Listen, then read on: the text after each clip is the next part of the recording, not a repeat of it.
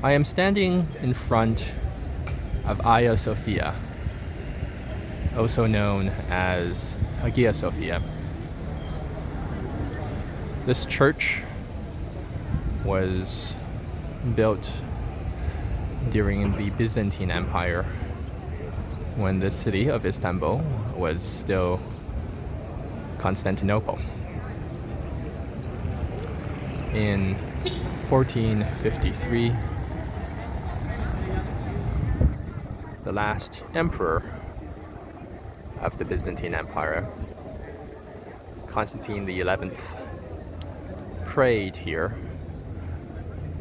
a few days or perhaps a few weeks before ultimately the city was captured and conquered by the Ottomans.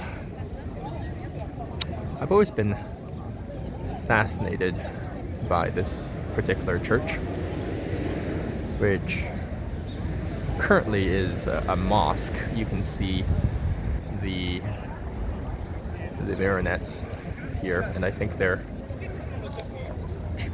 building or repairing another minaret. So in recent years, the church has been converted to a mosque. Well, the history is that it was immediately converted to a mosque after the conquest of Constantinople in 1453 by the Ottomans. And then it's gone through various incarnations.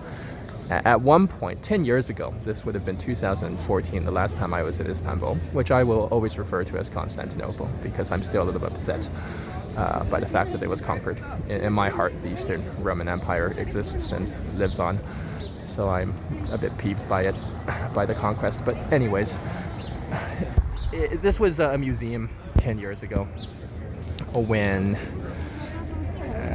I was here. For political reasons, they have now converted it back into a mosque. I'm not too sure I necessarily agree with that particular decision. But there is an entrance area where you can now pray. So this is the prayer entrance where devout Muslims can now enter into Hagia Sophia and pray there. I believe this here is the entrance, and then the ticket entrance is, you can see the ticket office here, and the ticket entrance is somewhere else for visitors. So like many other famous world sites, this place looks like it's over touristed. A lot of people from all over the world, which unfortunately gives this historic church, and I will always refer to it as a church because that was the original function of this building. For me, this has significant, highly significant. It's highly significant for me as a symbol of the Eastern Roman Empire, of the Byzantine Empire. So I was always referred to it as a church in my heart. I don't really like the fact that it's been converted to a mosque. I think it would have been better to have kept it as a historic structure, as opposed to a functional religious structure. But here we are. History belongs to the conquerors. But this place looks, again, over touristed. Has a Disneyland feel, which unfortunately I find somewhat cheapens Hagia Sophia. I really think that this should be a solemn place, a place of reflection, a place to appreciate the gravity and the magnitude of history, especially of the last remaining strand of the Roman Empire that first started with, well, as legend would say, Romulus and Remus in the Italian peninsula, and essentially ended here in 1453. This is where it ended. 1,000 years later, or more than 1,000 years, really, maybe 1,500, depending on who you're asking. It would have ended here, the long line of of the Roman emperors. This city, founded by Emperor Constantine, who was the first Roman emperor to convert to Christianity, and then eventually converted the entire empire, the Roman Empire that is, to Christianity. We'll take a little walk across, I guess down this walkway. Behind me, I believe that is the Blue Mosque. It's obscured by the trees, but you will perhaps be able to see it at some point. So here we are, and you could just imagine in 1453 when Emperor Constantine XI, the last emperor of the Byzantine Empire, when he prayed here to, I guess it would be God and Jesus, because they were Christians.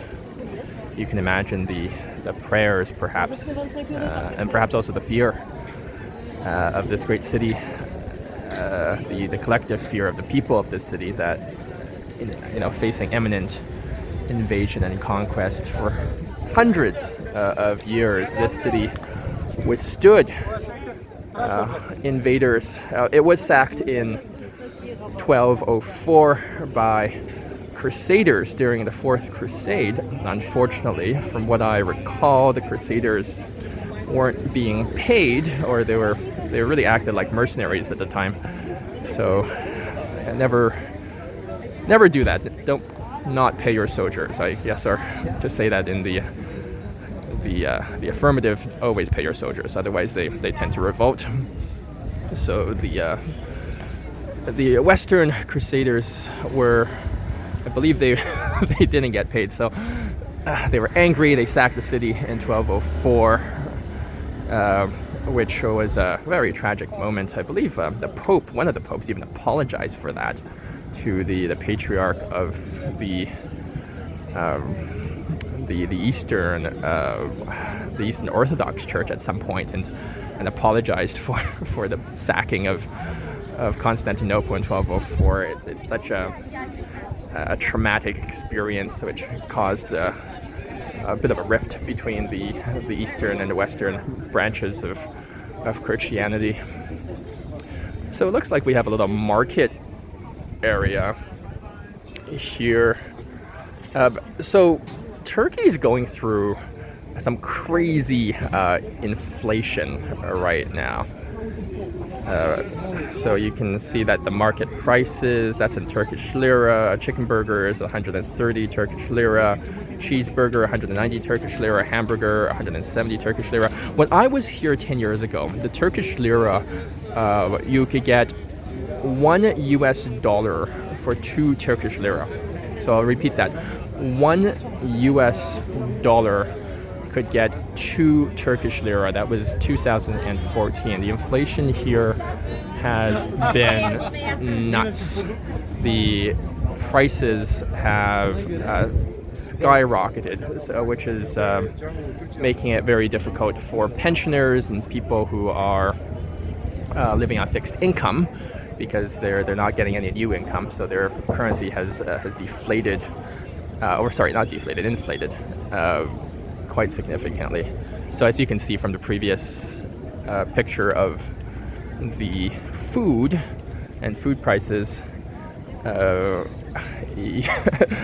in the day, what you would have paid, maybe 4 to 5 lira for is now 190, 170 lira. Absolutely unbelievable price increases. I'm going to do a walk further down here. So I was watching an economics video last night about the state of the Turkish economy. Apparently the economy is also growing. At the same time, it's inflating in terms of the money is going through serious inflation. And the reason some economists believe that the economy is growing is because of consumer spending. Is that the Turkish people, knowing that their money is going to be worthless within a couple months because of the inflation, are spending like crazy. So they're buying things now which is an interesting economic phenomenon. So, for example, if you know that your money is going to have half the buying power in the next weeks or a month, and that your 100 lira now is going to have the buying power of only 50 lira, you might as well spend the 100 lira now. So people aren't really saving, and consumers are buying like mad. And as a result, that is apparently one of the reasons why the economy is still doing okay. It's apparently it's growing, and it has over the last couple of years has actually been doing quite well from a GDP perspective. But for many ordinary Turkish people, their lives are pretty difficult because of the inflation. So imagine if you try to save your money from 10 years ago and put it in a bank. Obviously, you'll get some interest rates, interest payments, but overall, that's not going to outpace inflation. We have here the Turkish flag, the star and the crescent, which is quite a common Islamic symbol. The state of Turkey was founded at the end of the First World War. As one historian liked to say, it was carved out of the body of the dead Ottoman Empire. So the Ottoman Empire was allied with the Germans, the Austro-Hungarian Empire. Both the Ottoman Empire and the Austro-Hungarian Empire collapsed at the end of the First World War. The Ottoman Empire at the time, prior to the war, or perhaps immediately prior to the war, was known as the sick man of Europe. They had not industrialized as quickly as their counterparts and was more or less lagging in most respects. So they didn't do that well after the war. And here's a blue mosque. A lot of their territory was then taken over by, for example, the British and other powers. So the Ottoman Empire ceased to exist, and Turkey, modern-day Turkey, the Republic of Turkey, was formed from the collapse of the Ottoman Empire. So that's the history, or a very brief history of the founding of Turkey. There was a man by the name of Mustafa Ataturk, and the airport's actually named after him, who was one of the founding fathers of the modern nation of Turkey. So we're doing a walk. You can see there's a nice park here. Weather is very good today. It's walking weather. Oh, wow, you can see a cat. So apparently there are a lot of these stray cats in Istanbul. And here's one. I think they're strays. But yeah, there's a lot of these cats. They're cute little kitties. Look at that. Oh, cute kitty. Cute kitty. More cute kitties. Oh, another cute kitty. Oh, here he is. Here's another cute little kitty. He's gonna go over to the tree. Hello, kitty. Remember, you don't own cats. Cats own you. Cats are God. They are the most important creatures on the entire planet. Here they are. Perhaps the entire universe. Here's little kitty. And we will walk closer to, I think this is the Blue Mosque. It looks blue. I hope I'm right. The last time I was in the Blue Mosque, I went to a madrasa inside, which is an Islamic learning center, and I spent a couple hours learning about Islam, which I thought was absolutely fascinating. I'm not sure I can cross here because there is, you can see the stairs, so I may end up falling. I will end the video here. Thank you for joining me on this part of my journey, and my adventures will continue.